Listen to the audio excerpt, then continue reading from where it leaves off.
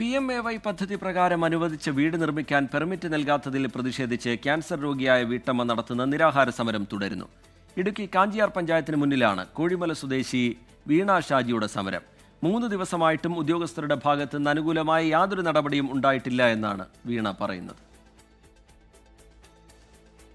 August 29-ാം തീയതിയാണ് കാഞ്ചിയാർ പഞ്ചായത്തിന് മുൻപിൽ വീണ ഷാജി നിരാഹാര സമരം ആരംഭിച്ചത്. നാട്ടുകാരും ജനപ്രതിനിധികളും വീണയുടെ സമരത്തിന് പിന്തുണ പ്രഖ്യാപിച്ചെങ്കിലും ഉദ്യോഗസ്ഥർ കണ്ടഭാവം നടിച്ചിട്ടില്ല. ഇന്നലെ വൈകിട്ട് മുതൽ പോലീസ് കാവലും ഒഴിവാക്കി. ഞാൻ 50 വർഷമായിട്ട് താമസിക്കുന്ന സ്ഥലമാണ്. ആ സ്ഥലത്തിനാണ് 3 സെന്റ് സ്ഥലത്തിനാണ് ഞാൻ കൈവശരേഖ ചോദിക്കുന്നത്. എനിക്ക് ഇതുവരെ ആരും ഒന്നും എന്നോട് വന്ന് പറഞ്ഞിട്ടില്ല.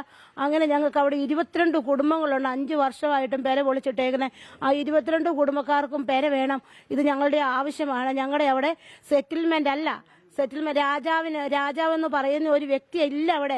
വനംവകുപ്പിന്റെ NOC ലഭിക്കാത്തതിനാലാണ് പെർമിറ്റ് നൽകാത്തതെന്ന് പഞ്ചായത്ത് ഇപ്പോഴും വിശദീകരിക്കുന്നു. വീണ ഷാജിക്ക് വീട് അനുവദിച്ചിരിക്കുന്ന കോഴിമലയിലെ സ്ഥലം ആദിവാസി സെറ്റിൽമെന്റ് ഭൂമിയാണെന്നാണ് വനംവകുപ്പിന്റെ അവകാശവാദം. എന്നാൽ കഴിഞ്ഞ 40 വർഷമായി ഇവിടെ സ്ഥിരതാമസക്കാരിയാണ് വീണ.